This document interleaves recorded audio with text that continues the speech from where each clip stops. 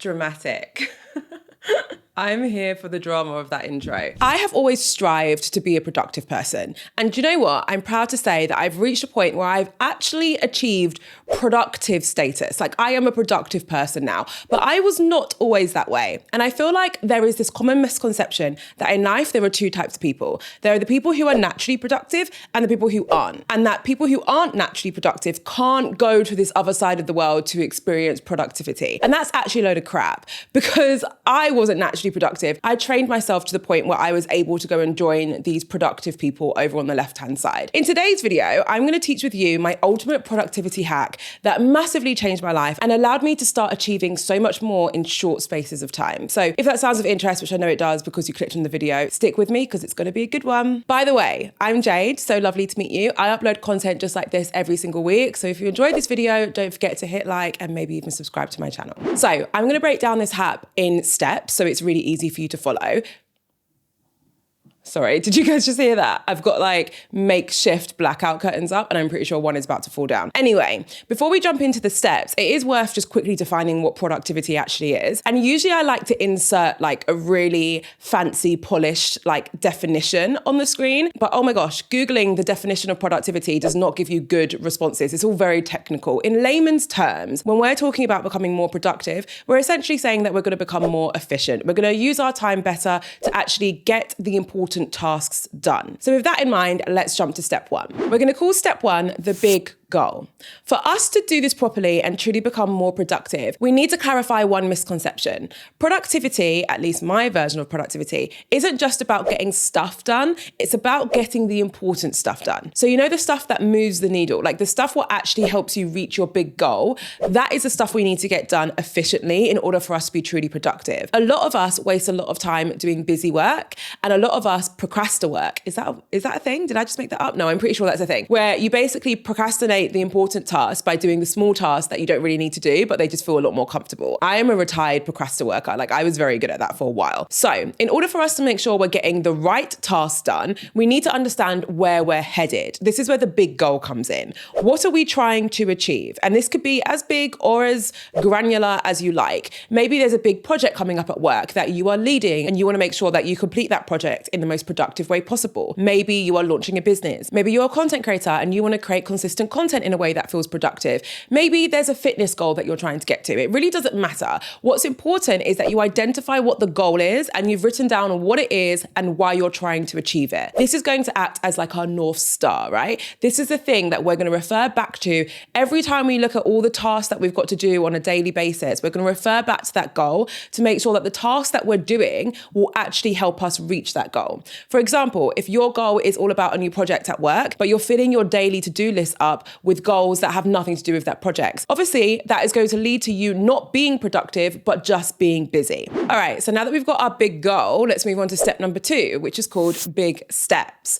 So a common mistake that we often make after we've established our big goal is that we stare at the big goal and we're like, how the hell are we going to achieve that? Like, we just stare at it. We've written it down somewhere. Maybe it's on our fridge. And instead of inspiring us and making us motivated and giving us clarity on how we're going to achieve that goal, it just sparks like anxiety and dread, right? We've all been there. The reason why we feel that way is because we've not broken the goal down in a way that feels digestible to us. Therefore, the goal feels too far away and it feels impossible for us to reach it, which is why step 2 is all about big steps. Essentially, what this step involves is taking the big goal and then chopping it into smaller tasks and mapping those tasks over time. So what's important is that we're not going to take the big goal and turn it into a daily to-do list for the next few days, because for most of us, that goal is probably going to take longer than a few days or longer than a few weeks in order for us to achieve. So what we need to do is map out the entire time we have to reach that goal, break down that goal into smaller tasks, and map out those tasks over time. Let's take my wedding, for example, shall we? This is the thing that's most on my mind at the moment, so the easiest thing to think of. Myself and my partner got engaged in summer 2021, and we're getting married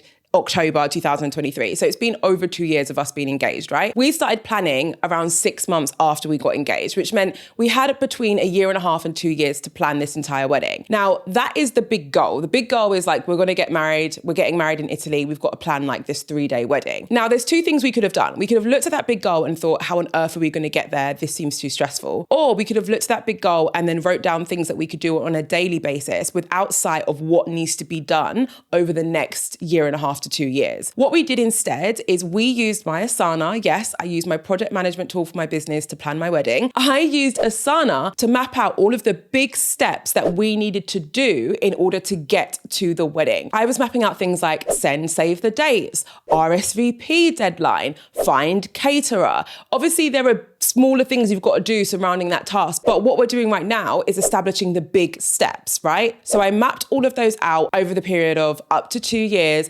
And that instantly gave me so much calm because now I could clearly see the big things what needed to get done. I could see when they needed to happen over the entire span of the projects. As I said, I use Asana for this, but you could also use a calendar. You can use Notion. I know a lot of people like to use Notion. It's completely up to you. The most important thing for this step is that you're using something that allows you to map tasks out into the future. Ideally, it needs to have some kind of calendar feature to it so you can really look into the future and plan things out that way. This step is also great if you're someone who travels a lot or maybe you have kids, you've got a lot of stuff going on in your life because it means you can move things around to make sure that it accommodates like the big life moments that you're having rather than you getting to the stage where you've got loads of stuff done, you've got a big holiday planned and now the two things are clashing because you didn't have the foresight to spread those things out. Okay, so now that we've got an idea on the big steps, what do we do with those? Because we've mapped out all the things we need to do over the course of like a few months, maybe even a few years.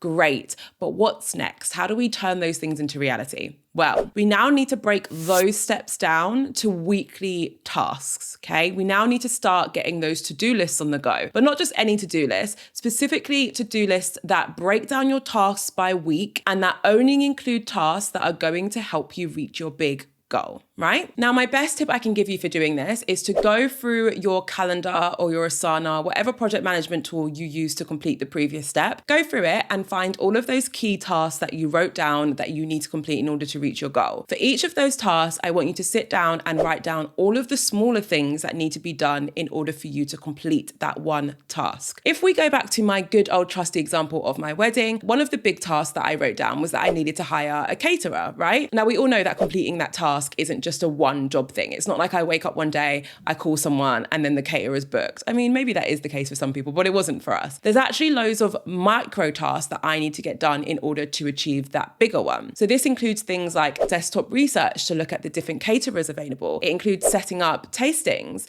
It includes, in my case, flying to Italy and booking travel and accommodation so that I can stay there whilst I do all my tastings, hiring a car. Like there are so many other things that go into it. So those are all the micro things that I wrote down in my Asana and I mapped those out over a set period of time so that I had enough time to actually complete that task, right? So what that ends up doing is triggering weekly to-do lists. Like once you've done that for each of the bigger steps that you need to complete, you will end up having a week by week rundown of what you need to get done. You're going to use these week by week rundowns to actually come up with your day-to-day to-do list. Now, these aren't going to be just any old to-do lists. No.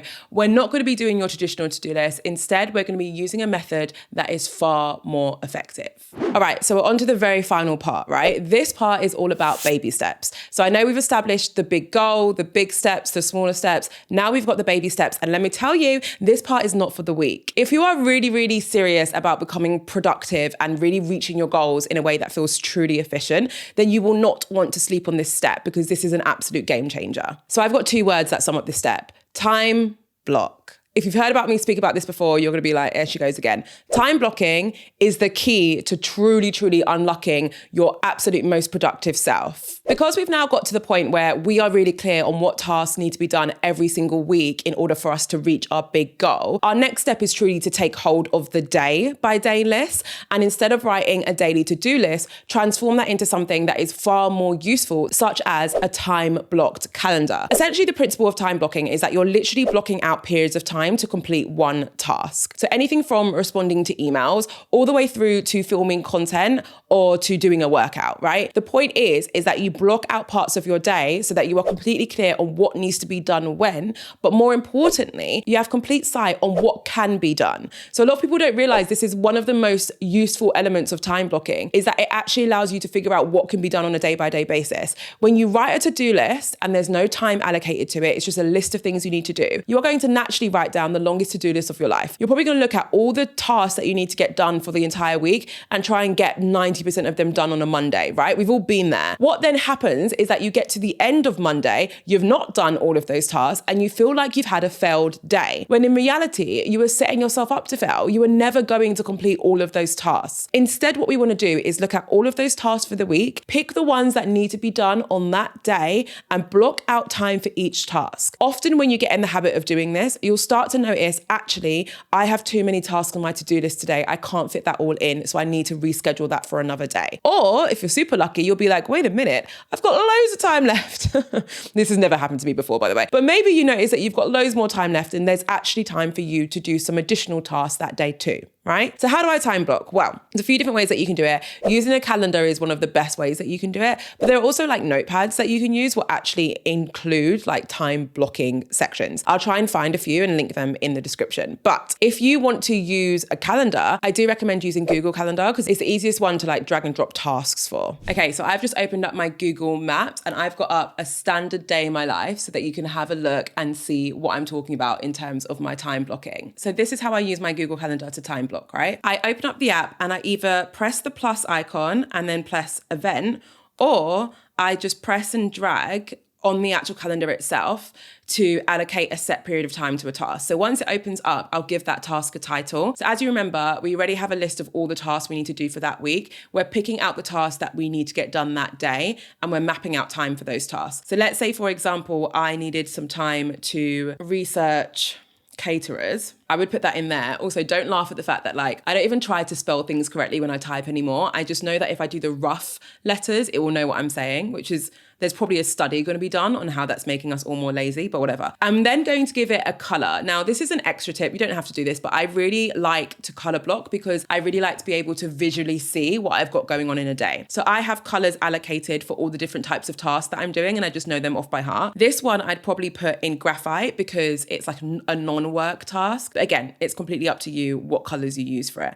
And then you hit save and it appears here. Now, obviously I'm going to delete that because I'm not going to be researching caterers for my wedding between the hours of 4 to 6 a.m. in the morning. But this is what an average day would look like for me. So I would wake up at 6, I'd get ready. I normally either go to the gym or I go for a walk. I then do email blocks. Now, it's really important that you block every single task for your day, even if it's stuff like sifting through emails that you think will only take half an hour or that you've decided you'll just do when you've got a few spare minutes. It doesn't work that way. The best way to be efficient with your day is to time block all of it, right? So then I have got an email block between 8 to 9. I then have another get ready because this will be like a filming get ready.